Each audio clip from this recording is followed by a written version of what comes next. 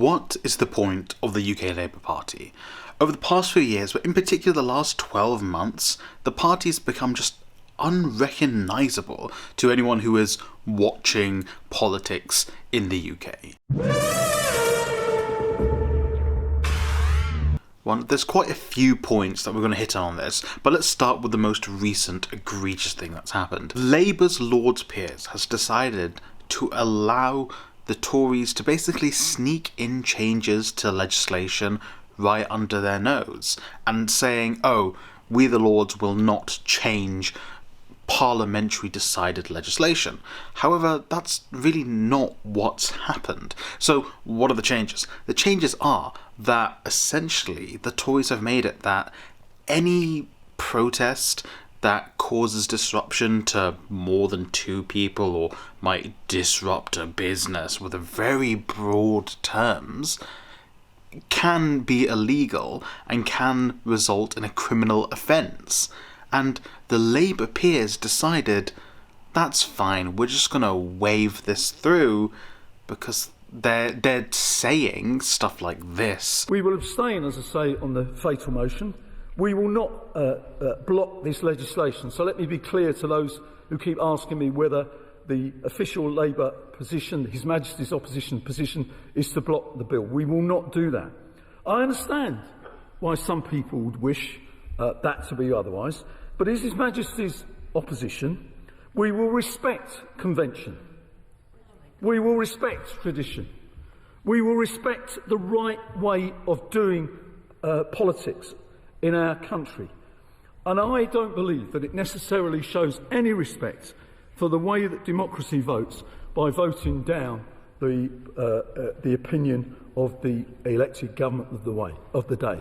The way to change that is, in my view, to, at the next election, to get rid of this government and put another government in its place. That is the way forward.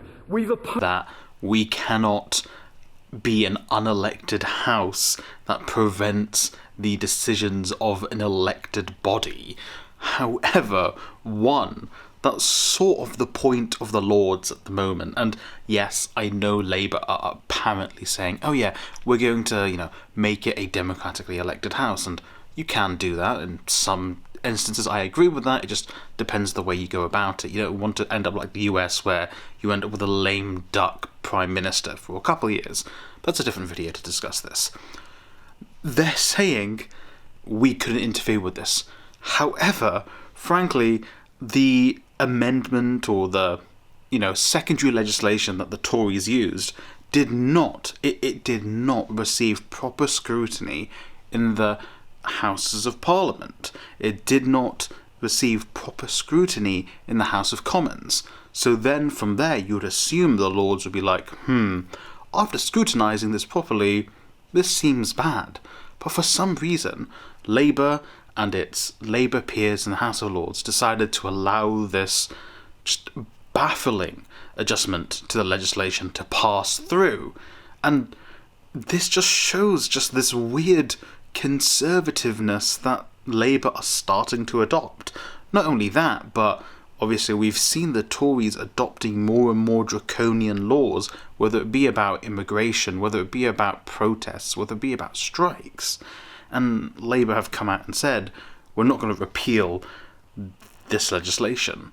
And their excuse is, we're just going to pass new legislation to replace this legislation. And yes, that's kind of how it works in the UK. New legislation can override old legislation, but it doesn't completely get rid of it. It doesn't, sew it out. It doesn't remove it. It doesn't dig it out of our legislation. It kind of creates loopholes around it, but you don't want that. You want it to be properly removed.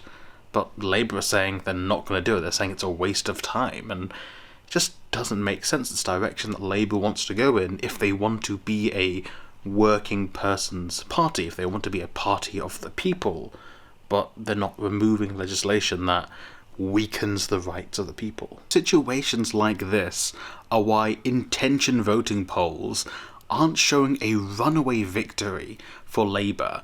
A deeply unpopular Tory party, a party that is divided within, with Boris Johnson just trying to break apart the party, it seems. And Labour aren't polling with a runaway. They're not polling with a 50-seat example. They're not polling with a 50-seat lead. They're not polling with a, 100-seat lead. They're polling with, according to this poll, about 24, which it's still a lead, but it's not a runaway lead against a deeply unpopular Conservative Party. And that's because Labour don't really make sense. And that example I just gave is just one, but let's talk about a few more. If we go back to about last year and earlier this year, when it came to the rail strikes, Keir Starmer basically telling his MPs, no, you're not going to be on the picket lines with the workers. Labour, a workers' party, a party founded on the belief that workers deserve better rights, and they deserve better.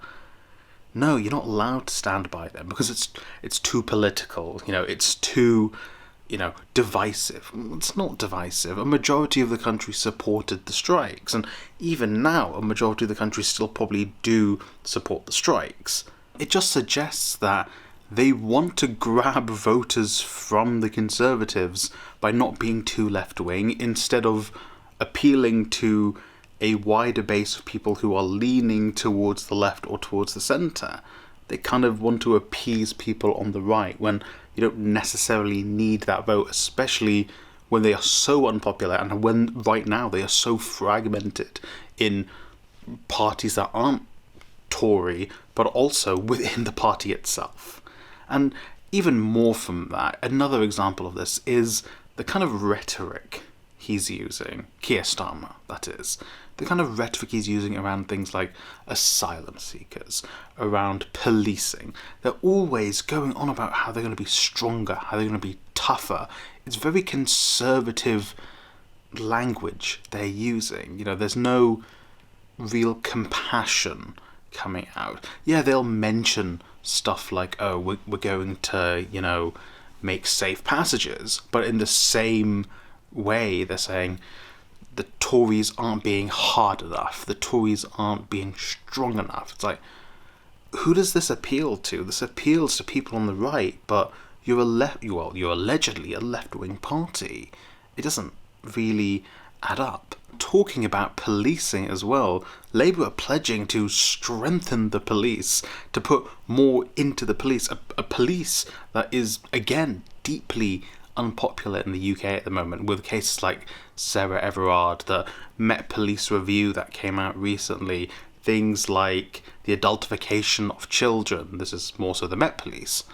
And Labour's whole stance is, let's be stronger with policing, let's give the police more power, something that, again, the Tories recently passed legislation to give the police more power, a draconian legislation to give the police the ability to essentially do minority report and preemptively arrest people. And Labour aren't talking about how we're going to use police funds better, how we're going to invest in other things that may even help the police force, if you will, by investing in, mental health professionals adjacent to the police force, by investing more so in communities. They talk about the economy, but they're not really talking about communities very much. They're not talking about helping people all that much outside of, maybe being greener. That's one thing where actually they're like, okay, yeah, rather left-wing, to be honest.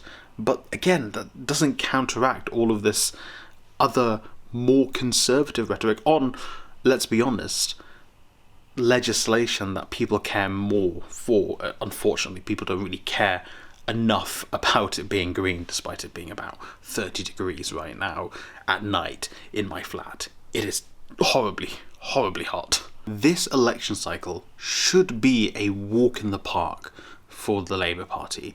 Everything is stacked in their favour. The fracturing of the Conservative Party, the absolute disarray the economy has been in, the lack of empathy from the Conservatives, the passing of draconian laws from the Conservatives. This should be a runaway election. Labour should be getting almost all of the seats. Maybe the Lib Dems will get like 3, who knows. But it's not seemingly going to end up that way. And it's because no one knows what is the point of the Labour Party? They're moving more and more left-wing in their rhetoric. They're acting more like the Conservatives to appeal to a Conservative base because they feel like that's what they need, when at the same time they are alienating people who are on the left. And fine, I get it. They want to basically be a centre-right party, and, they cut out a bunch of the left-wing parts of the Labour Party already, getting rid of, it doesn't just have to be Jeremy Corbyn, but other people who are just primarily left-wing. But you're conservative in your speech, and you're moving more and more conservative in your ideas. That's not even going to appeal to people who are centre-left, or maybe even just centrist. And so the whole purpose of the Labour Party is being lost. It's not surprising that they might just end up like the Democrats in the US, who are a centre-right party who, every time the Republicans move to the right, the Democrats shift ever so slightly to the right as well. Maybe not on certain social issues, the same with Labour, but even with that, there are social issues that are being discussed at the moment in this culture war that the Conservatives want, that Labour are playing into the hands of. They're playing into the hands of Conservatives, and it's just disappointing to see from a party that was supposed to represent the people, a party that not even 6 years ago was meant to be a party of the people. It felt like a movement for the people, and it feels like people who don't want to be in power for the right reasons. It feels like they want to be in power for power's sake, and they're using the Labour Party to do that. So what is the point of the Labour Party? I don't know. Maybe you might know. Let me know what you think the point of the Labour Party is.